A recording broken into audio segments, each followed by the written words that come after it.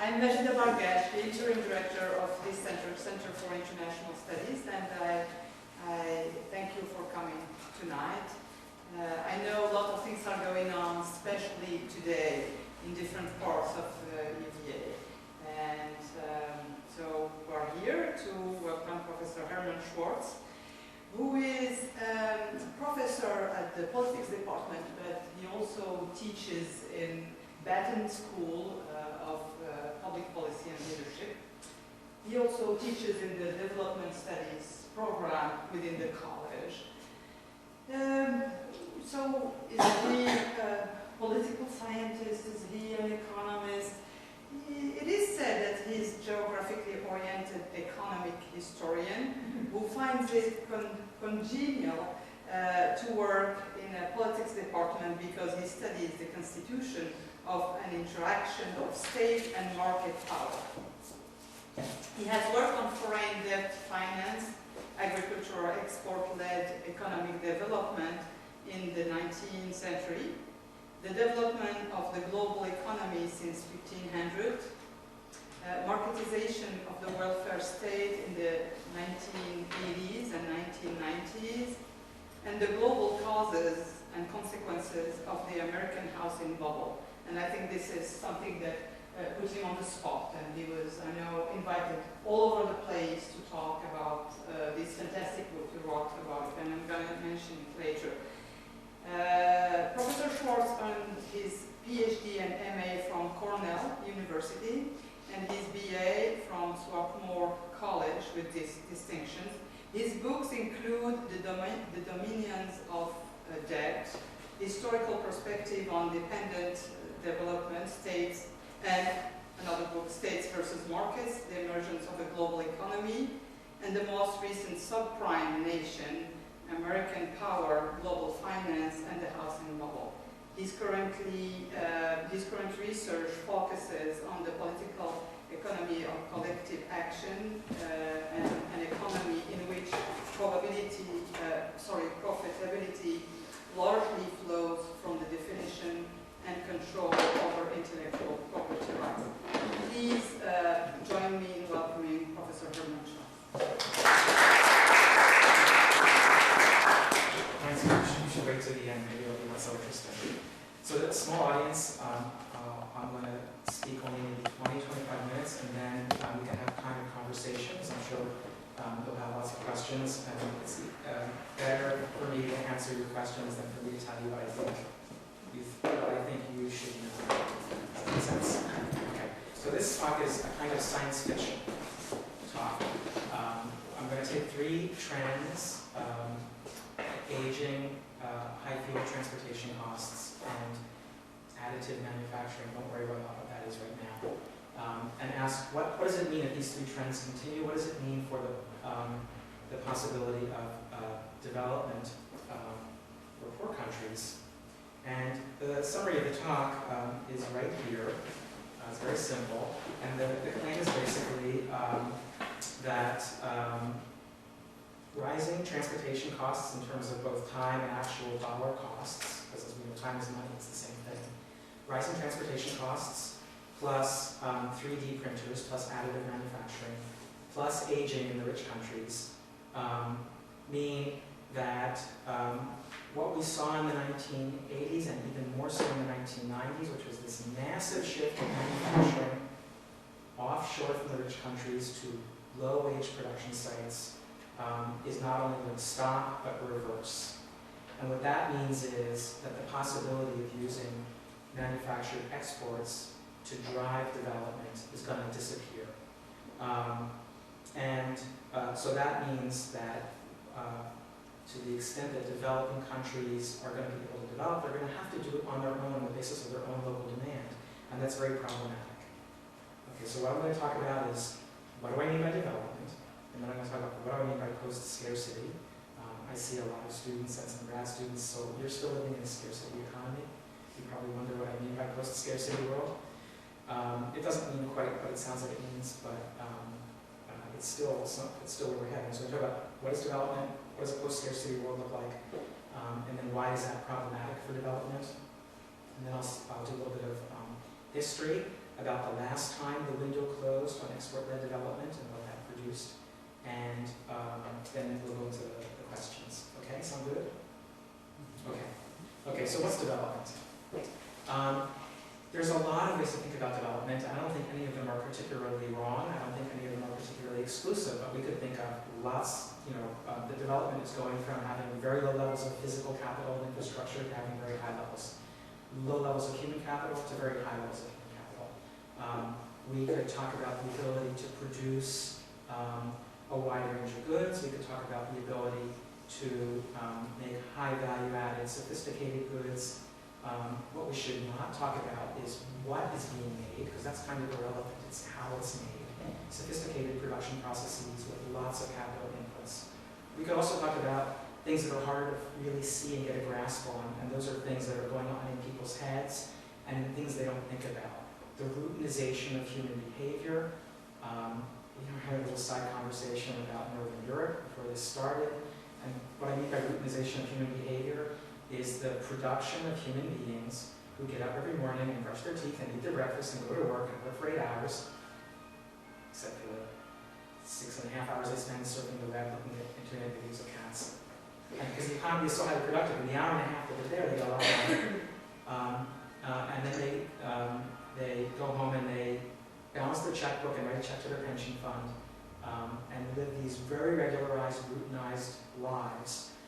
And who think of themselves as individuals. And that's one side of a set of social relations, where the other side is the modern state, which interacts with those people as individuals, okay, with no intermediaries, and tracks those people, as the US government is now tracking every one of you who has a cell phone, and attaching a number to you, social security number, and recording our conversations.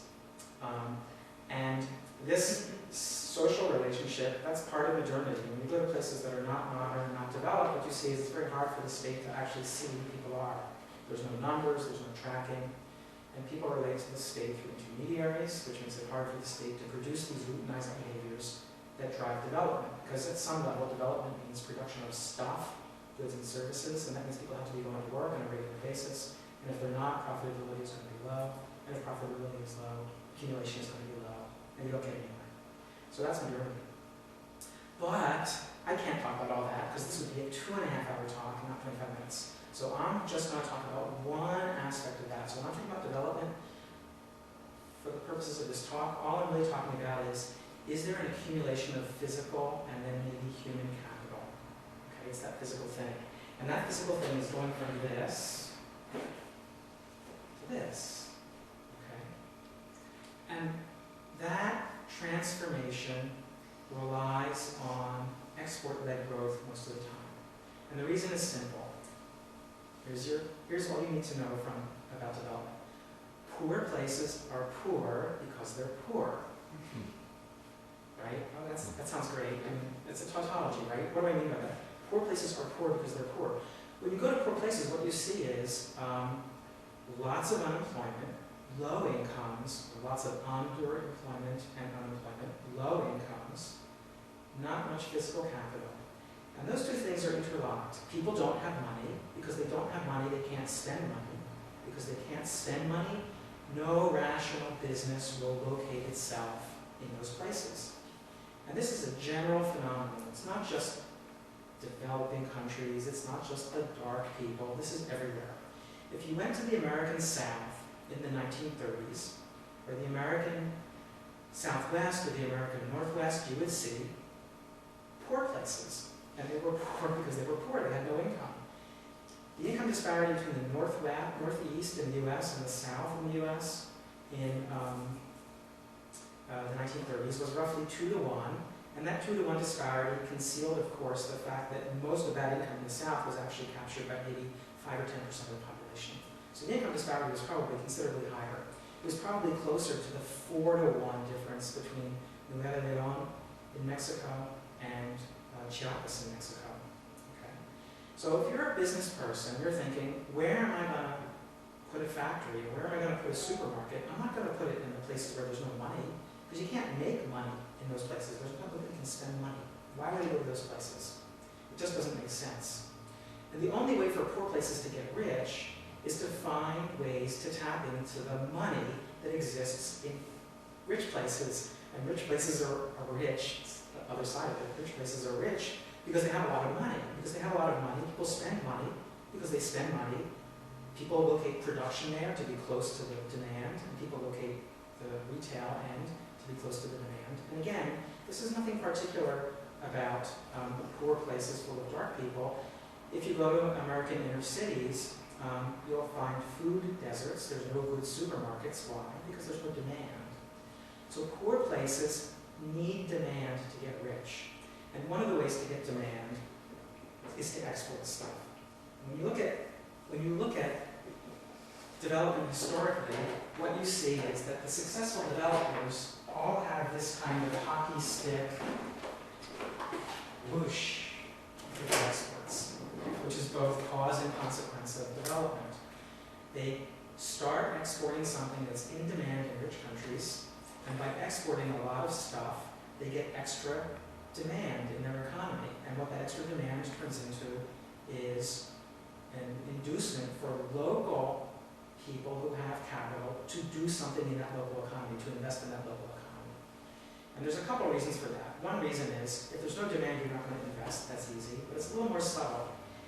If there's no demand and you start thinking about building a factory, and you're looking at the rest of the world, and you see out there they're making something that I could make here, but they're making it with modern equipment, large economies of scale, they know how to do it already, as we say, they've already done the learning by doing, and they're down the cost curve. It's hard for you to think about how you might compete. And when you look at your own market, it's pretty small. It's very hard to say how you might get economies of scale to do this. So if you're going to make an investment, you probably say, I should take my money and go somewhere else. I should do it over there, not here where people are poor. But as incomes rise, local entrepreneurs, to the extent they're able, can get into the local market and start production there. And maybe some foreign companies will come and start producing. And when they do, that creates a self-reinforcing cycle of extra income and extra demand. But it's driven by this export stuff. Okay, so that's the general point. If we look back historically, what we see is export demand is what makes it possible for economies to develop, certainly more rapidly. And by development, again, I mean accumulate physical and then human capital, which is an important part of the development. So what potentially then will we see going forward? So what I want to say is there's these three trends that are going to undermine this. It's going to make development more problematic. And the first trend is aging in rich countries, and the second trend is rising fuel costs, and the third trend is additive manufacturing. So let's go through each one in turn. So people, of course, we always hope that they get older. That's a good thing compared to the alternatives. But when you look at the rich countries in the aggregate, what you see is rising average age of the population. And old people are okay, except when they're driving in front of you very slowly, as they often do in my neighborhood. Old people are okay, but old people's consumption patterns are different from young people's. Old people don't tend to consume a lot of goods. They tend to consume a lot of human, labor-intensive services. And in general, we could say goods are something that you can make somewhere else and ship to old people if they were going to consume them, but they're not. They've already formed households, filled the house full of stuff, put a tchotchke on every mantle in the house. All that junk, which I don't use pejoratively, that comes from low-wage economies, they've already got it. The closets are full of clothes. At the margin, they'll go out and they'll buy babies for the grandchildren. Okay. So it's not like they completely give up on goods consumption. But they're not going to be consuming goods in the same proportion as younger people who are creating households and filling in with stuff. So instead, what people are consuming is services, human, labor-intensive services, medical care, leisure activities, and that stuff has to be produced locally. So the aging of Western societies, which is something that started already in the 1990s, but is now accelerating because fertility has been dropping in almost all countries. The aging of rich country societies that's going to be going on at least until 2030, 2040, probably also maybe even 2050, is going to dramatically shift the composition of demand in those countries. And that means, all other things being equal, it's going to be harder to get the kind of growth rates that produce these kinds of curves for third world exports. So old people, they don't consume stuff, they consume services. Now I should say third world countries can export bodies to first world countries. That's a way of making an export. Philippine economy has 10% of its population working offshore. And the money that those people send back home is the Philippines' largest export. That in quotes, but it's technically an export, that money. So you can send people offshore, but there's limits to how many immigrants Western societies or Japanese are willing to take in. So the aging is going to cut down the possibility of that kind of export. Second problem is rising transportation costs, rising cost of transportation fuels, and related to that, the rising wages and rising militancy among laborers in third world countries. So when you look at what went offshore in the 1960s and 70s, and even faster in the 1980s, and really fast in the 1990s, the bulk of what went offshore, the bulk of what went to developing countries, was largely goods that had the following two characteristics. Labor-intensive production, lots of hands were needed in putting a thing together relative to the capital investment, and a production process that could be decoupled. It's a technical term. Students, all adults, put your hands over your ears. Students, loosely coupled, that's like hooking up. Tightly coupled is like married. Okay. So the production processes, you can be loosely coupled or tightly coupled. Loosely coupled production processes are easy to segment in time and space. Garments, you can weave the fabric. You can ship it somewhere else. You can stop production and ship it somewhere else. You can cut it up. You can stop production and ship it somewhere else. You can dye it. You can stop production and ship it somewhere else. You can sew it together and then do the finishing and send it off.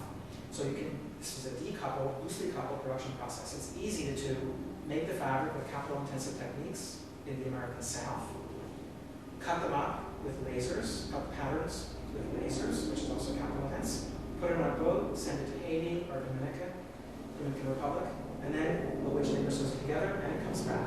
There's no cost to breaking the production process up that way. Stuff that's very tightly coupled, very difficult to move. Car assembly, tightly coupled production process. Once you stamp out those metal panels, you're going to run that thing all the way through until the car is finished, because it doesn't make sense to stamp the panels out, move them to some other location, weld them on, move them back, paint them, move them to another location, put the stuff on the inside. That doesn't work. It just raises costs. Costs that are in excess of whatever labor savings you might get from that. So loosely coupled production processes are the things that went to developing countries, and labor-intensive goods were the ones that went. And that mostly meant that low-value goods went. And because they're low-value goods, the decision about do I send my production process somewhere is very much driven by the question of transportation costs. Because labor actually is a pretty small component of most modern production. The exception there is garment assembly. Garment assembly is still hands. A lot of other stuff is actually very low labor cost. And the other example I use in this talk is making electric drills, because like your dad and your mom used to use to threaten you when you were getting on a line. You know, behave, I'll put some holes in you. Lots of parts that have to be hand assembled, depending on how you design it. Lots of parts that have to be hand assembled. Worth a bit more. A drill might be $50, $60, $70, but still, compared to computer chips or an iPad or an iPhone, the value added is very low. And you, of course, immediately say, but wait, my iPad's made in China, my iPhone's made in China. And the answer is, your iPad, your iPhone is assembled in China. The production process for all the components that go into those things are mostly tightly coupled, capital-intensive production processes. And then the one loosely coupled step is, oh, with all these pieces here, you can still put them together by hand. That's what goes to China. Okay? Or that's at least initially what goes to China. So these things are very sensitive to transportation costs because their value is low. They're very sensitive to labor costs. Okay, so you already know where I'm going. Here's the cost of oil, US dollars per barrel, over the long 1990s, about $20 a barrel. Here's the cost of oil since 2005, red line, average, $80 a barrel, and pretty volatile. This big spike and this drop is the Goldman Sachs driven speculation in oil markets, then subsequently crashed when the housing market crashed. We have videos of the recession. So, oil prices times 4.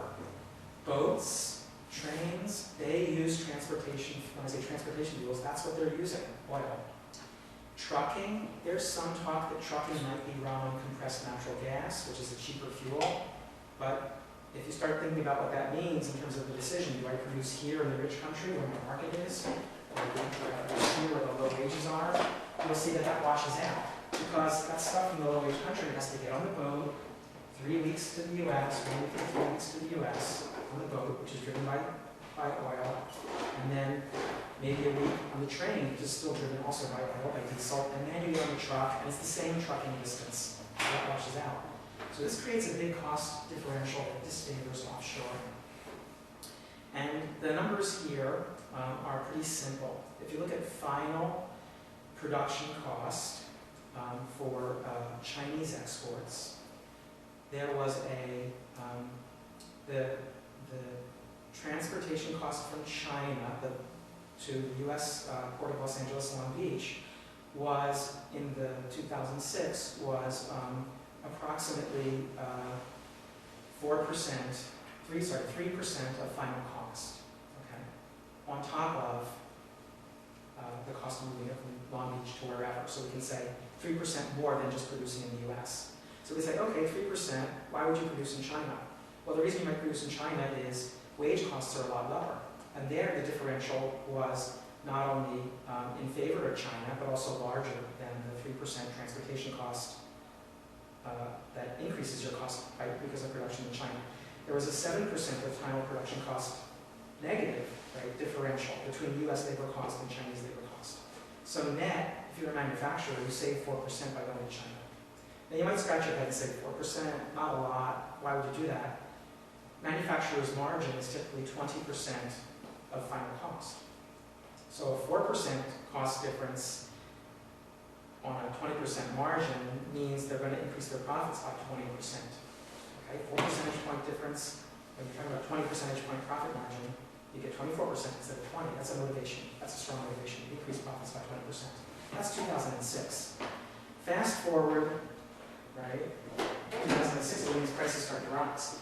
Fast forward to really high oil, and fast forward to what's been happening in China, okay, which is strikes, riots, and across all of Asia, roughly 7% per year increases in wages, and the equation reverses.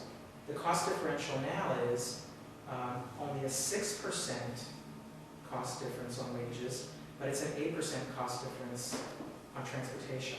So it costs you 2% to go to China. Why would you do that? It's not, that doesn't make sense. And you can see that also here. It's the same thing. Red is the difference in wages, blue is the difference in transportation costs, and if red is higher than blue, the equation favors going to China, and if blue is higher than red, it favors reshoring. And what we see from 2006 to 2010 is reshoring.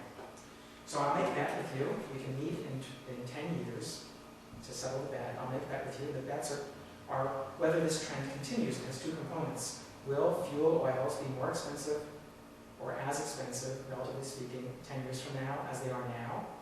And will Chinese wages continue to rise? Those are the two bets. And my projection is we'll see both trends continue, which means that blue over red gap will continue to rise, and that brings production back on shore.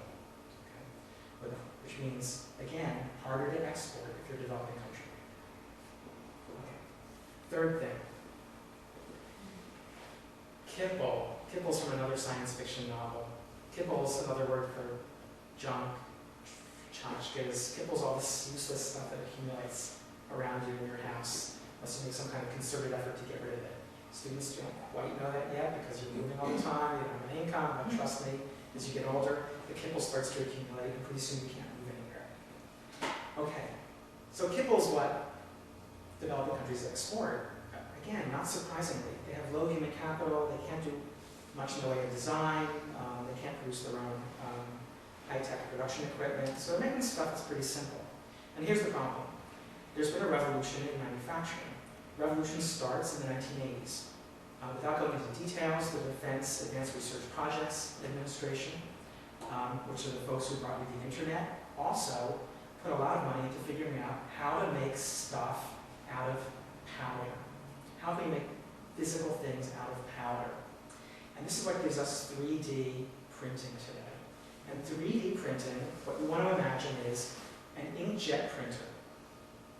And instead of spraying ink, what it sprays is little bits of molten plastic or little bits of molten metal. And it goes, and it builds up an object.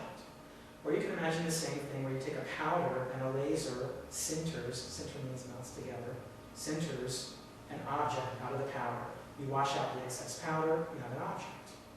Okay. And when I say an object, you can make something that's quick and beautiful if you're into that thing. Right? You can make those. Really simple, really easy. And you might be saying, okay, all right, so you can see there's a problem for toy exporters, there's a problem for Christmas ornament exporters. You can make stuff that's not so simple. You can make complex parts. This is 3D printed. If you can make that, you can make parts for drills.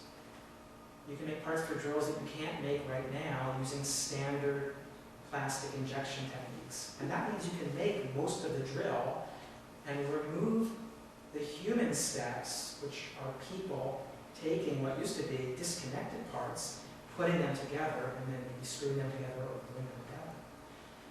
And the reason people were doing that is nobody wanted to invest in automation to do that. It's a low-value product. So you take it to China and you do it by hands. But if you can make the shell for the drill out of plastic, it's just plastic, using this technology, nothing to glue or assemble, there's no more unskilled labor involved. Why would you produce it there? And then, oh yeah, right, if we make it over here, we have to deal with Chinese corruption, intellectual property theft, and then there's the cost of shipping it. And to make sure that the production line doesn't run dry, we have to keep 30 days of inventory over there. And to make sure that over here we have enough to keep our supply, our retail distributors supply, we have to keep 30 days of inventory over here. A lot of cost. Why would we do all that? So I talked before about fuel costs, but that whole cost, that's 17% of total cost, rising in some cases to 25 to 26%. So between a fifth and a quarter of total cost because you're producing over there. Why produce over there if you can do it over here? And something that you don't appreciate, why do it over there if over here you can do it in a way that precisely matches supply to demand? So you're not making anything until you know it's sold. So you sit in your factory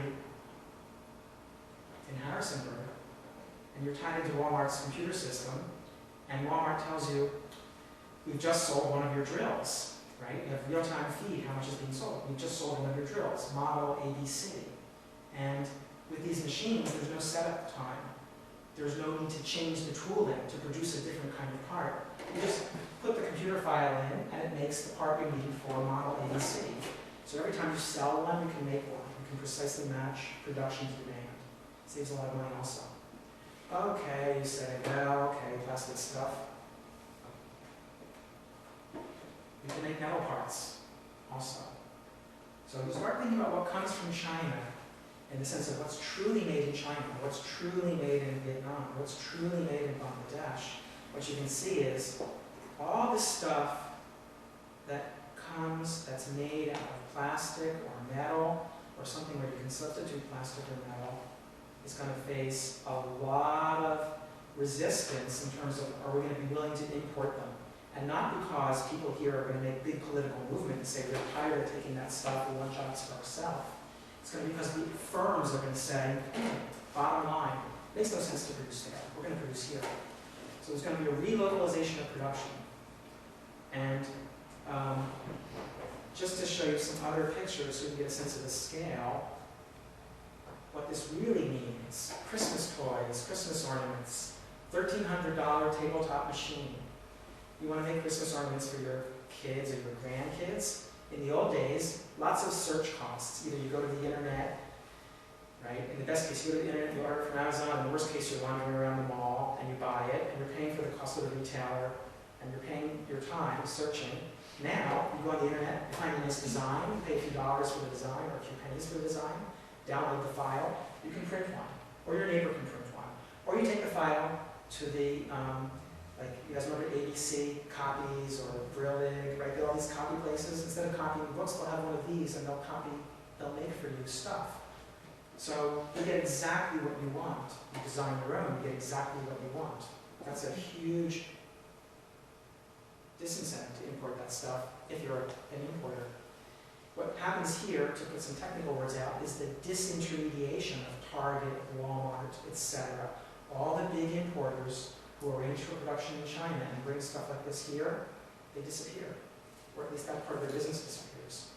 If you're making drills, okay, here's a larger, medium-sized industrial printer. That machine these days costs about $25,000. That's pretty cheap. You can start thinking about a factory where you have 10, 20 of these. We're not even yet, 10 or 20, we're not even yet past the $500,000 mark in terms of investment. And you can run these things not 24/7, but let's say you run them 26, and you can put a lot of stuff out, and it's all customized, and it's all responsive to what's actually been sold. So you're never going to overproduce. And you go one more step up. Oh, you can make some really big pieces here. Pieces of cars, pieces of aircraft. So again, why would you put production out there where you have all those costs when you can do it here? And when you think about the inputs here, the inputs are the machine, which is a human capital intense, technology intense product to build. When the software and the design software and the designs are human capital intense, again, stuff that's done here. And where the raw material is the only thing that's low value, low tech, but even then, precisely because it's so low value, low tech, raw plastic pellets, powdered metal, why would you produce it in China to ship here? Right? This stuff is heavy. So again, transportation costs, and you'll probably produce it locally. So all this tends to localize production. Okay, so why does that matter? Well, I started out by saying, hypothetically, this might be a problem because you can export less. And there's real experience with this. We know what happens when the ability to export disappears, because we've seen this before. In the 19th century, when you look at the countries that had rapid increases in income, the ones that started out as colonies and became developed countries, or the ones that refused to become colonies and became developed countries, and we asked how did that happen, every single one of them had that kind of Chinese hockey stick export curve. Argentina, which was very rich, and then became poor, so don't think Argentina is poor all the way through. It's got one of these curves, okay, with a Z. Argentina, which became rich, Australia, Canada, the US Midwest,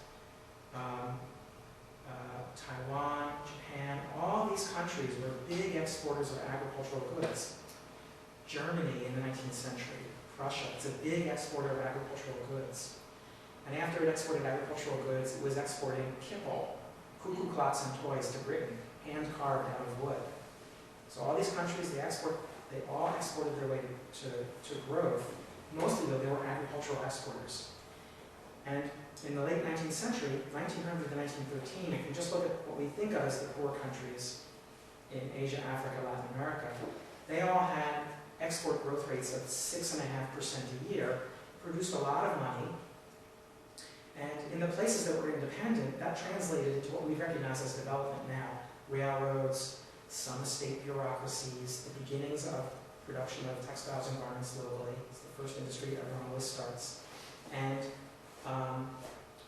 in the countries that were colonies, what happened was that the colonial companies doing the exporting got rich, but we still see a lot of money being created, right? So the exports were creating money in the 19th century.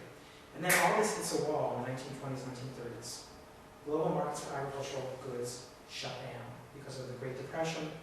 And when they shut down, I mean really they do shut down. The US economy, which had been, to a certain extent, even by the 1920s, 30s, a net food importer, will put up protectionist barriers, and we try to become self-sufficient. The Swedes will pass a law that says you can import any grain you want from anywhere, but if you're going to turn it into bread, you have to use Swedish rye and Swedish wheat to make that healthy loaf of Swedish rye bread. Okay, so no foreign grains. But what that basically meant was no foreign grains coming in. So agricultural markets shut down. When those agricultural markets shut down, what happened was an end to all that development. process that had happened in the 19th century. And that window closes for 40 years, from the 1930s to the 1970s, or maybe you could say 50 years, 1930s to 1980s. You couldn't export agricultural goods. It was basically impossible to do it. I mean, we could put lots of footnotes in here, yes, coffee, yes, some other things that can't be produced here. But basically, it was very difficult to put stuff out. And so what happened in that period was a lot of states just collapsed. And in the 1960s, we see the same thing in Africa. Biggest exports are peanuts in sort of West Africa. Biggest exports are peanuts, which were all protected. U.S. government put quotas on peanut exports. Sugar. Again, U.S. government has quotas on sugar imports. Europe has quotas on sugar imports, so there's limits to what the world can export. And palm oil, which is substituted by manufactured vegetable oils in the West that use stuff that grows in temperate climate. Classic example being canola oil. I don't know if you guys know canola, but it's in everything now. And it's a manufactured product based on a temperate zone crop, not a tropical crop like palm. So what happened in Africa in the 1960s and 1970s? You have state collapse. There's no more revenues. There's no more income. So how can you build bureaucracies? How can you build human capital? You can't do it anymore. There's no income. So they don't develop. So we know what happens when this sudden stop happens. Now that's very gloomy, and I don't want you to go home sad. So I'll say, here's the positive side to it. One is we're not going to have a sudden stop. We're going to have something that's different in a subtle way, which is what we're going to have is a slowing of the rate of growth of exports from these places. That means it's going to be harder to develop.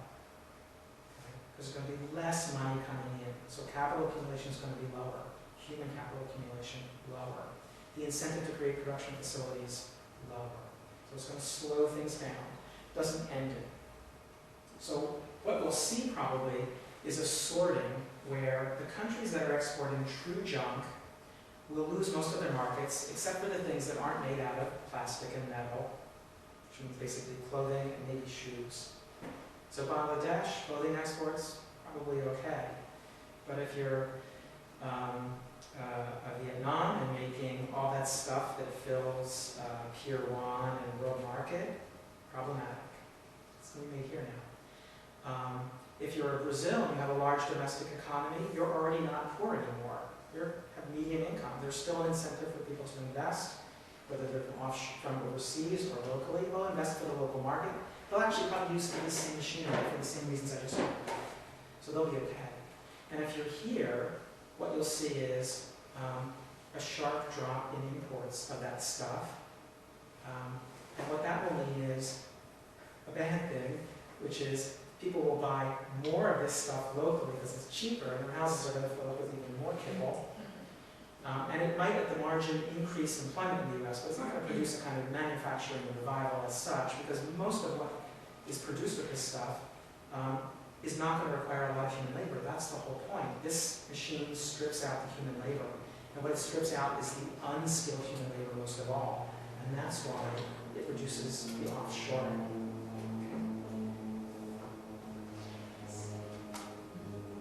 Okay, what else do you want to know about?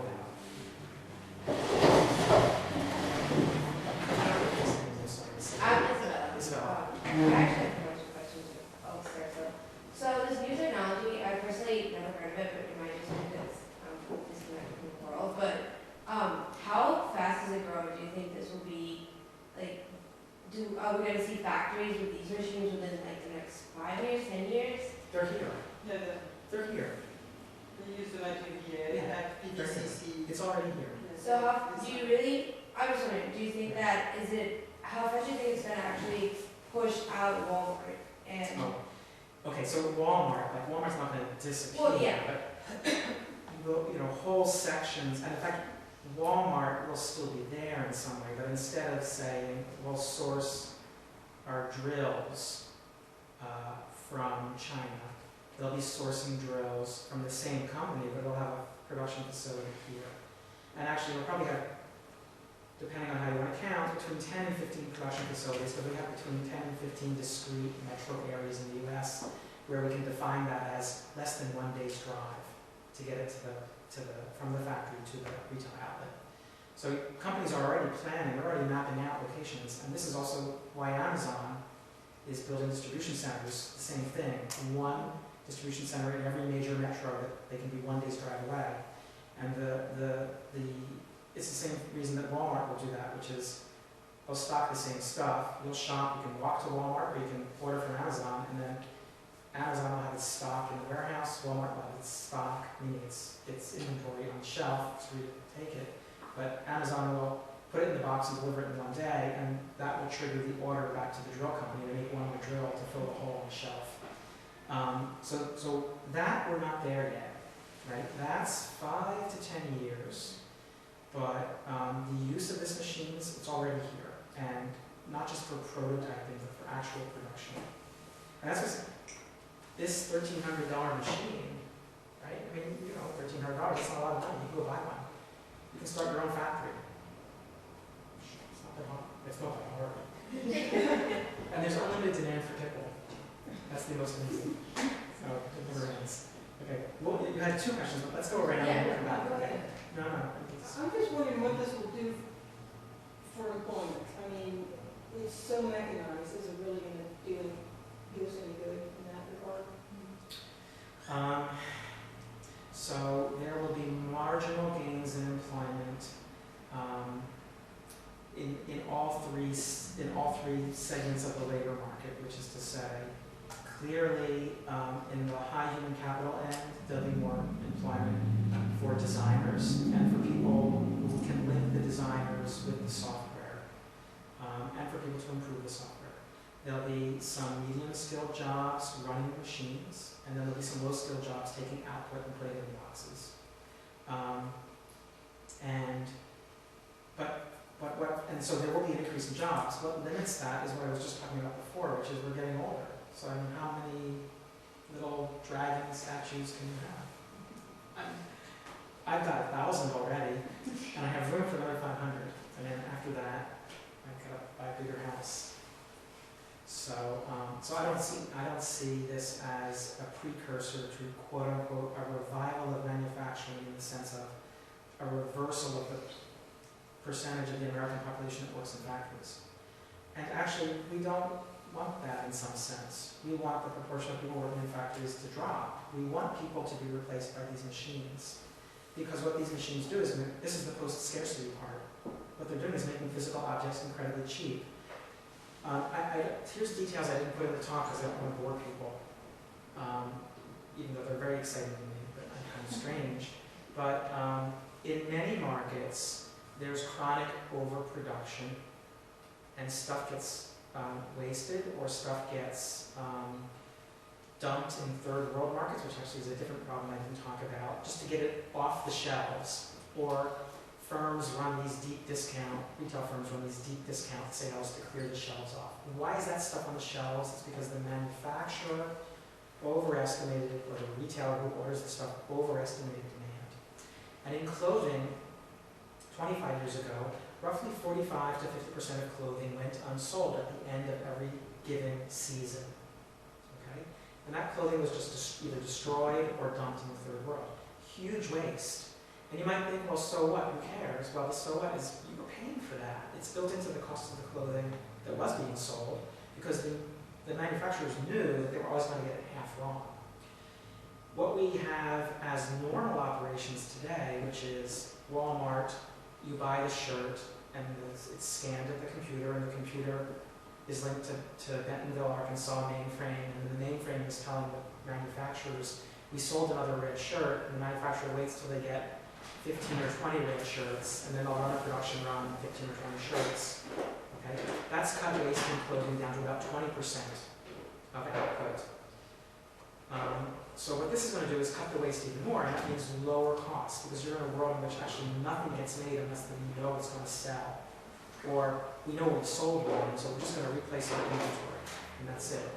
And that's a good thing, because it's lower cost, and it's less human labor doing things that are ultimately kind of boring, making kibble.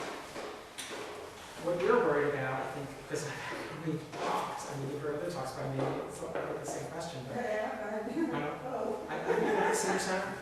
Yeah, I mean, I ask you questions all the time. I don't know if they're always the same one. No, but is the distributional question, which is what happens to the distribution of income here, right? We have less labor required to make these things, That could translate into fewer hours of work for most people, right? Why work 40 hours? If we need less hours of work to make this physical stuff that we need, we could work 30 hours. So there's a distribution of income and a distribution of time issue. It's actually more important than the increase of manufacturing employment. You could imagine having the same number of workers, each of whom is working half time. So that's where I would go with that rather than thinking about it. Now, that said, there'll be an increase in the dollar value of what's manufactured here. So that's nice. Nicer for owners.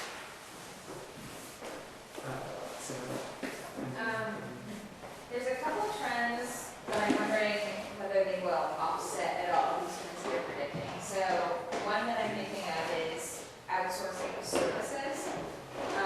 And the other is increases in South-South trade or South-South investment. And basically wondering whether there's new demand being created in places that aren't the most developed markets. Yeah. So if we say two parts to this, 3 parts to this.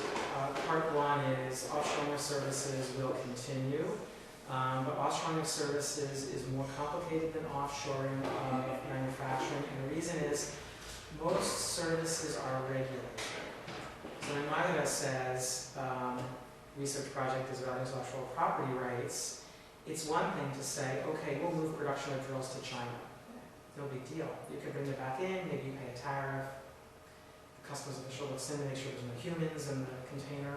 It's another thing to offshore radiography, right? Another thing to offshore the reading of x-rays to Indian doctors. They're probably just as competent as Americans. But the regulatory regime is different. There's a protectionist regulatory regime. It's called malpractice. It's called the AMA. And so that's a lot harder to navigate in terms of trade. And if you look at most American trade agreements, they're not really free trade agreements. What they are is trade agreements in which there's an opening for more flows of manufactured goods, but also a reinforcement of intellectual property rights and regulatory structures. So I think the limit to services is a lot greater than the limit to manufacturing. And then also just absolutely services trade globally is still 1/4 of manufacturing trade. You'd have to do a lot of offshoring of services just to get in numerical terms. Okay, so that's not to say that some countries won't do well. India might do really well, English speaking, good training, etc. South-South trade, yes but no. So there's a big slice of medium development, you might say, economies, the golden banana in China, the coast of China, Brazil, Russia in a funny way, the BRICS, right? Plus some other smaller countries, or parts of India, parts of Russia. There'll be more trade like that.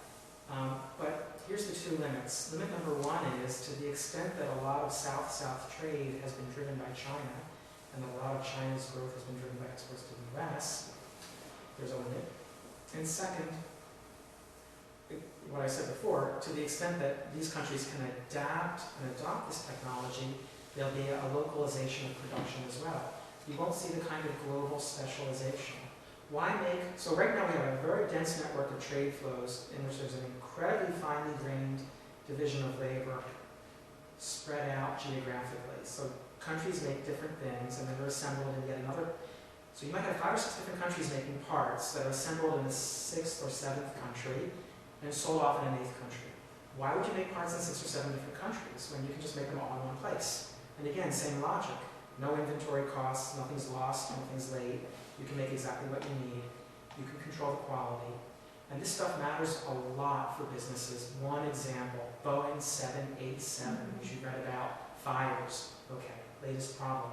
But before that was a problem, the whole Boeing 787 assembly line was shut down because there were shortages of plastic fasteners that they were buying in from Italy.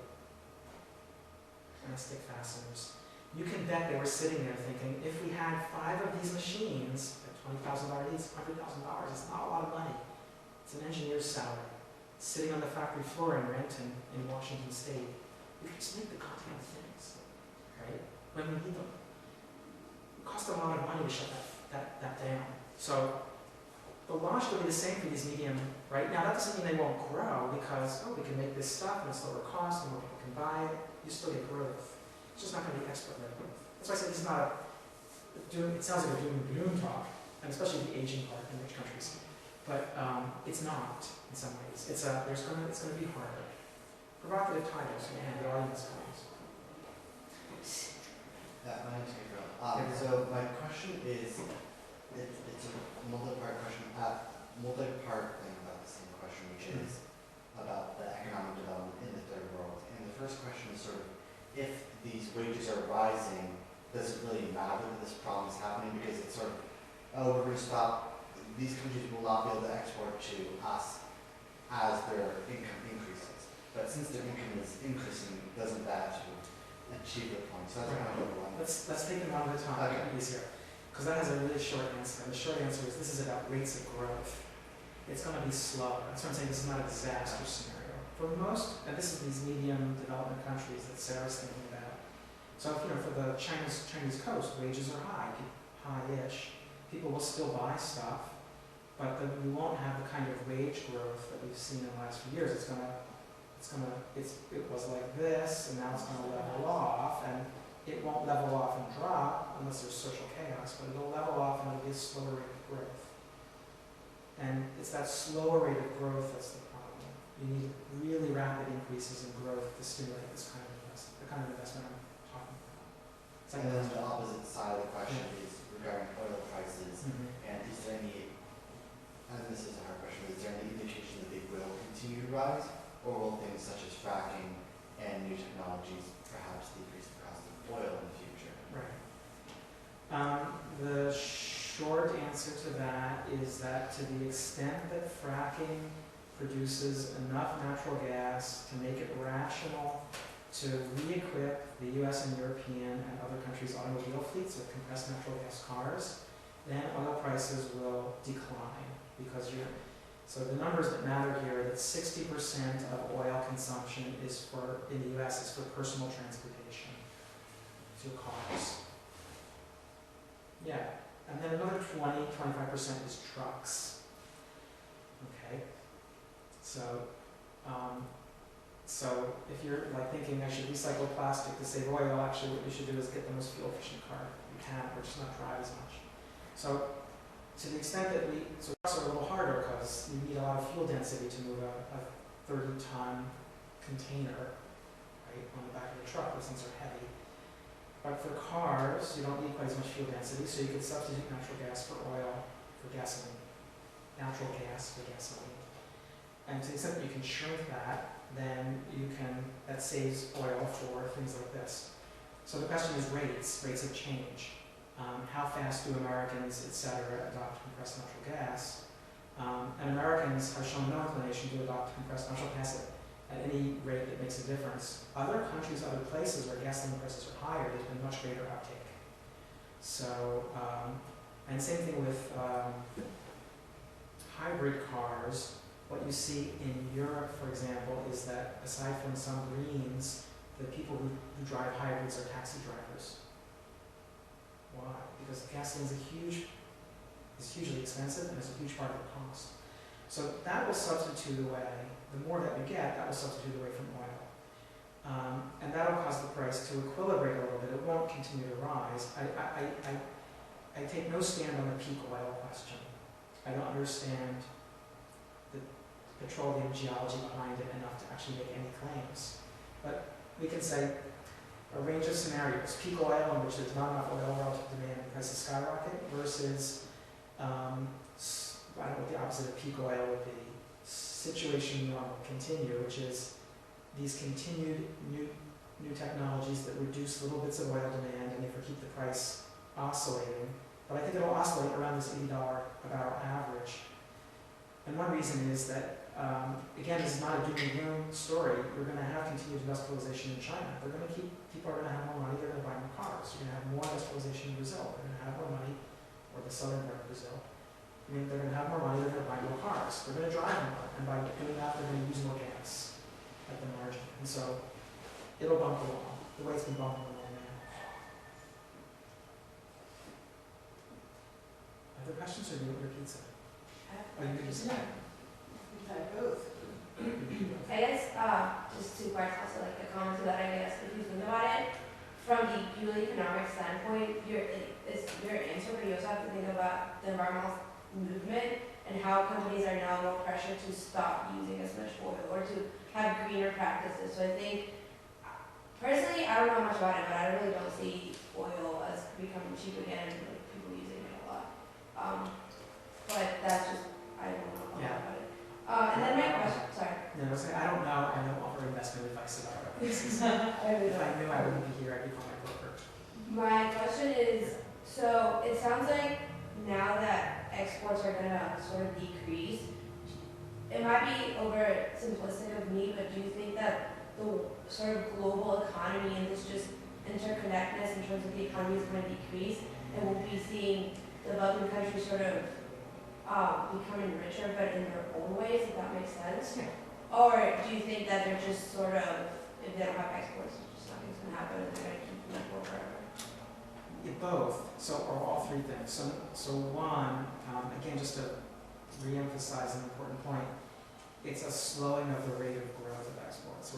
We will not even see, none of what I'm talking about is going to produce the kind of absolute drop in trade that we saw 08, 09 in the middle of that recession, or let alone 29 to 33, when it was 1929 to 1933, when we saw two-thirds decline in global trade.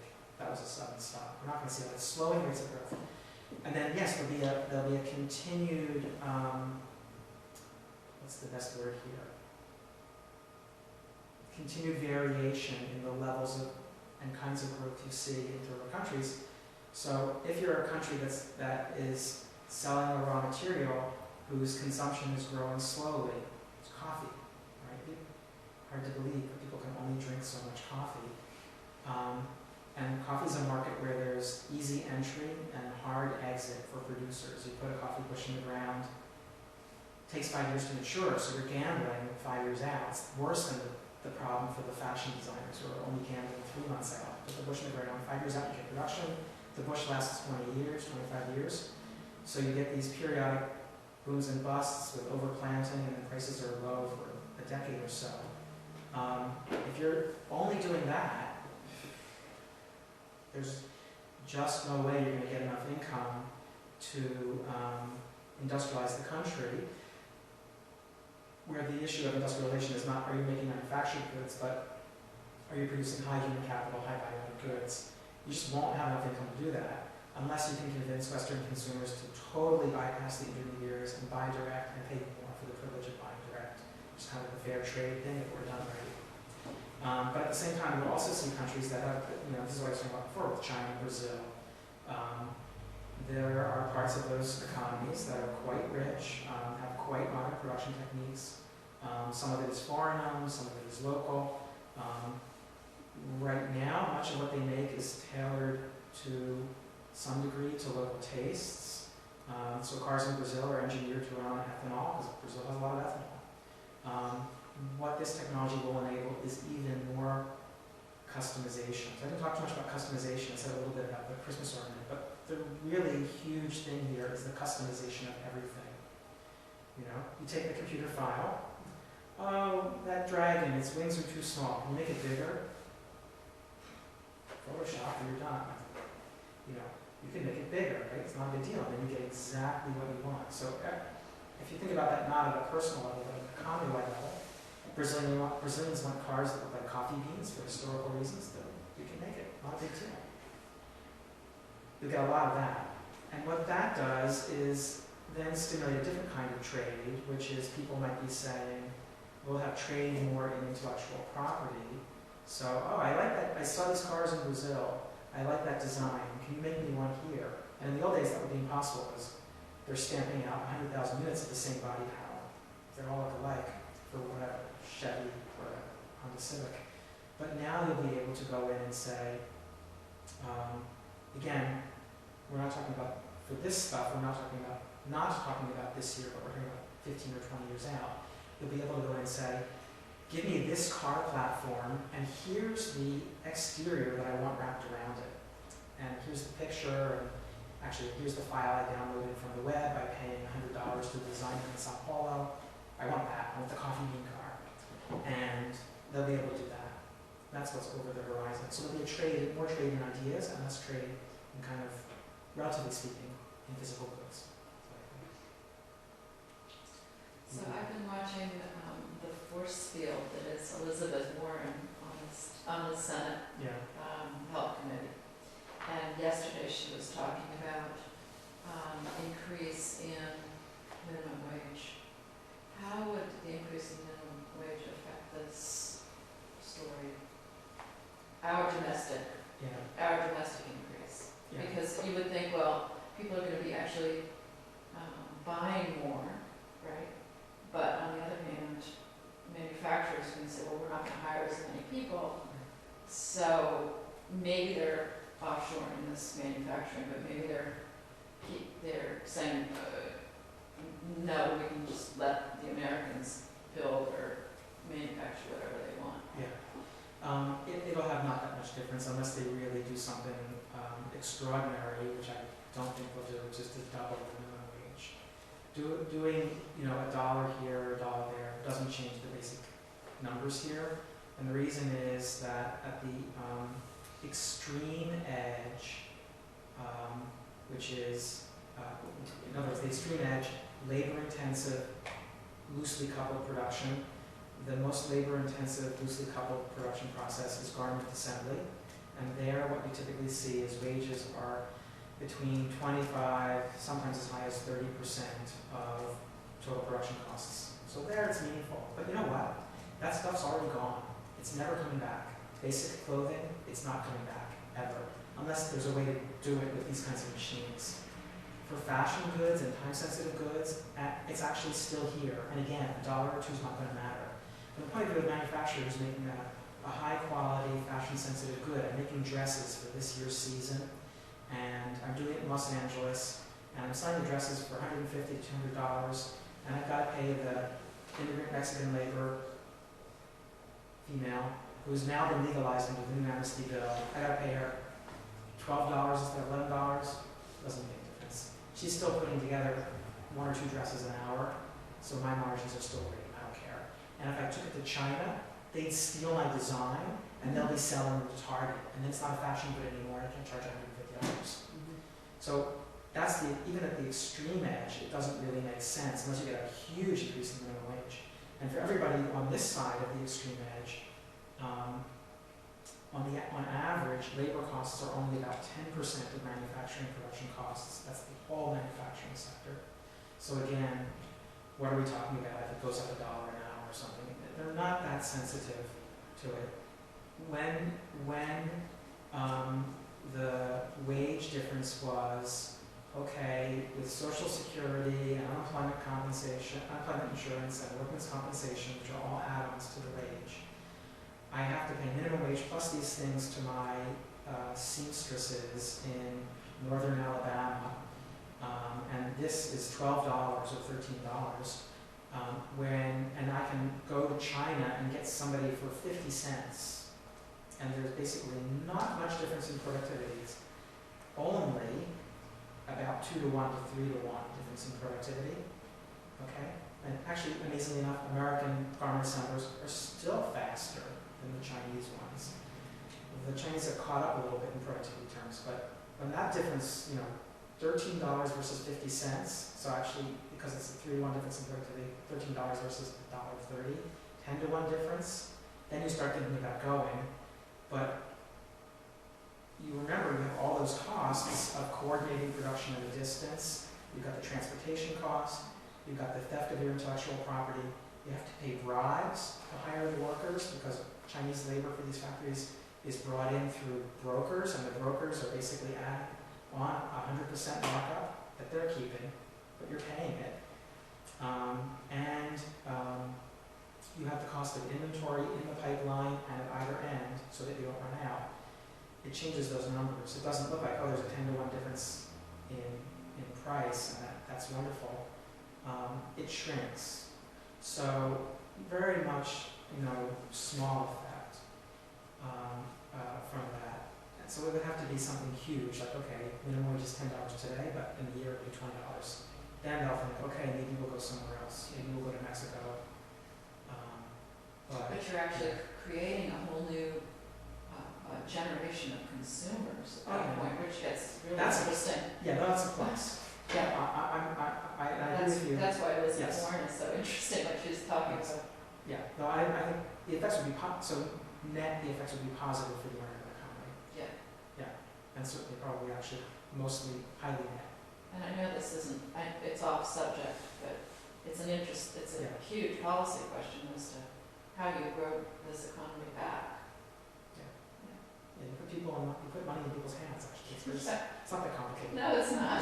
Remember, so I started with, poor places are poor because they're poor, they don't have any money, right? This is an aggregate demand story. This is a demand side story mostly, even though I talk about supply side when I talk about production, but it's fundamentally a demand side story. Poor places are poor because they're poor, so the more money that's pumped into the economy that people actually spend, the faster the economy's going to grow. So on your topic, and the problem today is the money's being given to the banks and the banks don't spend it. They put it back in the Federal Reserve and they make interest. So, Policy question. yeah, free money for people, So, not banks. Is the to slogan. what degree is the corporation is taxed, like incentivized to keep their manufacturing out of the U.S.? I mean, what degree is that so much higher than what they would save for their transportation costs? Yeah. So in the naive scenario, you might say that American corporate income taxes might deter some reshoring. Right now, the law says if you make profits overseas, you don't pay taxes on them until you bring them back into the U.S. Okay? So in a naive understanding, you might think, okay, if they bring production back to the U.S., the profits are generated in the U.S., and they're going to have to pay taxes on them, and that would be a disincentive. And if that were true, that would be a problem for reshoring manufacturing. But it's not true. Even if you make stuff in the U.S., you can put the profits offshore. So Coca-Cola Company, which we all know Coca-Cola. Coca-Cola is able to charge, I don't drink Coca-Cola, so I don't know, whatever it is they charge for Coca-Cola, let's say it's $1 a can. What is it?